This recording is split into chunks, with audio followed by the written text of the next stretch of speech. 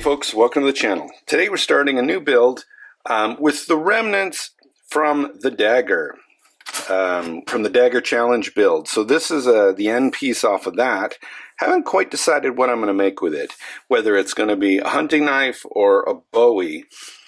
I kind of want to get this done for Blade, and that's next weekend, so I'm thinking I might do the hunting knife. But first thing is, I've already cut the fish lips in it so that I can forge these back together so that I get a tip, and then we'll go from there. I'm starting with a little flux just so I don't get any scale where I'm going to try to forge weld these together. Here I'm just doing some light taps to start to close this up. You want to do this over a couple of heats just so you don't try to force it.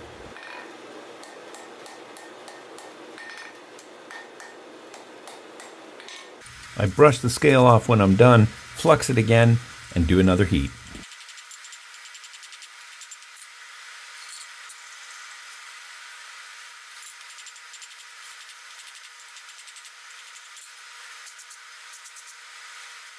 It's forge welded at this point. Now I'm going to start to taper it a little more and then put in our curve. I've decided to keep the top false edge straight, more of a harpoon point, and you can see it start to take form now.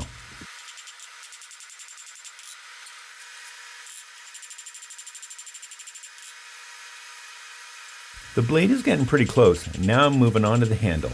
I'm starting to put in the finger choil.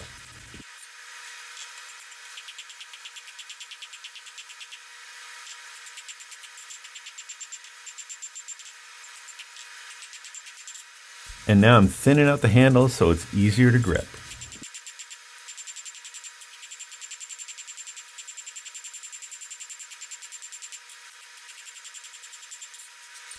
The plan for this knife was the blade was going to be about 6 inches long. It doesn't quite turn out that way, and you'll see why soon.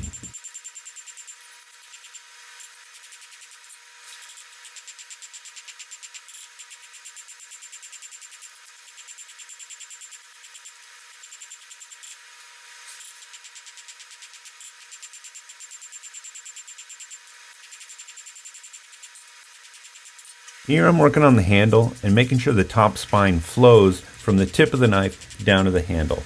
That's always one thing that is very important, to make sure that there's a constant flow.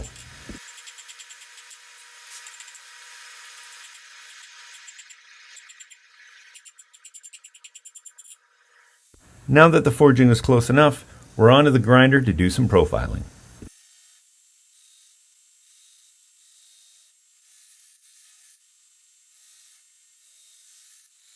At this point, I'm really loving the profile. Too bad it doesn't stay that way.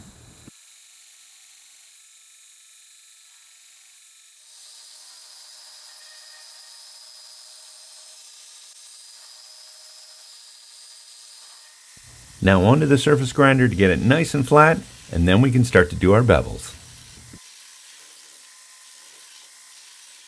Once you scrub your center line, then it doesn't really matter what angle you're at. You just need to get to that center line on both sides.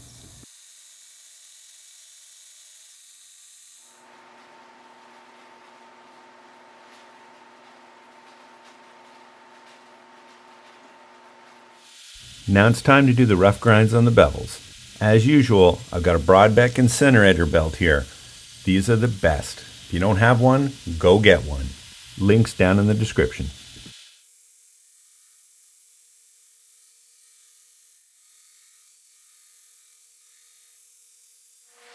Now it's time to drill some holes. I don't think I let this anneal quite enough in the forge, so I don't get through these with these drill bits.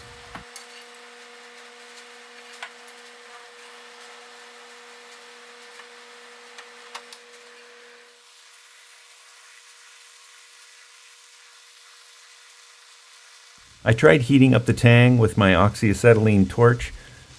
That doesn't really go that well either, and I still don't get through it with these drill bits. I figured I'd do a normalization cycle and see if that helped, and it does. Hey folks, are you enjoying the channel but looking for a way to support it? Well, here's how. Join my Patreon. Here's all the perks that you're going to get. There's a link down in the description. I'd love for you to support the channel. So let's talk about where we're at. Holes are drilled. I've actually done a couple normalization cycles. You'll notice it's a little shorter than it was. That's because there was an inclusion down here and another one up here. So I brought the swedge down and I had to shorten it. The crappy part is I did the fish lips so that these would be kind of joined before the point. So I kind of had to lose part of that, which was unfortunate. But it'll still look good. All right, let's quench it.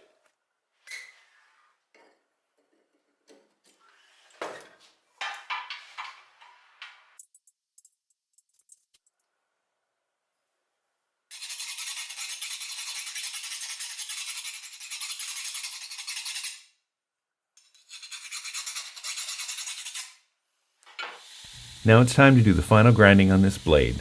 I've got one of Broadbeck's 120 grit ceramics on here, and that's what we're going to finish it with.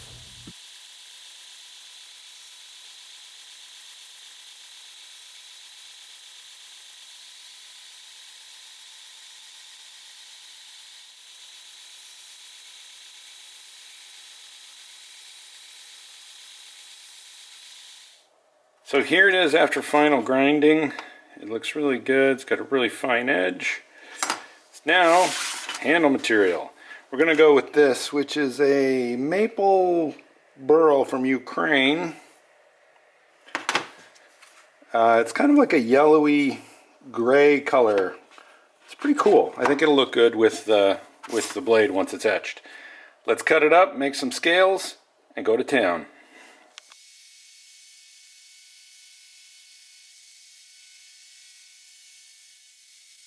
I'm going to be using Gulso bolts on this construction as well, so I can completely finish the handle, then remove it and etch the blade.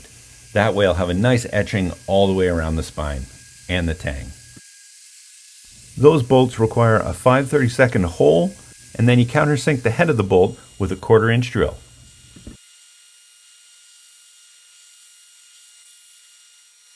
Here's why I like these better than Corby bolts. You can see that they're already recessed. I can fully finish the handle without them getting in the way.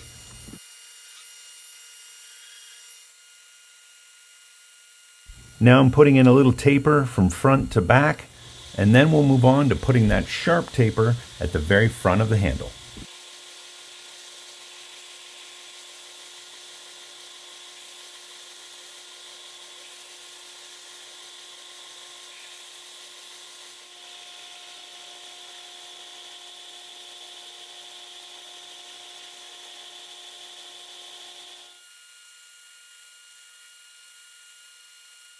And now I'll keep taking the corners off until I get it pretty much round.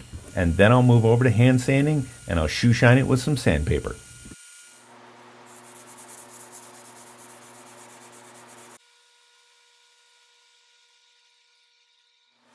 This is definitely one of my favorite parts, the handle reveal with a little bit of oil.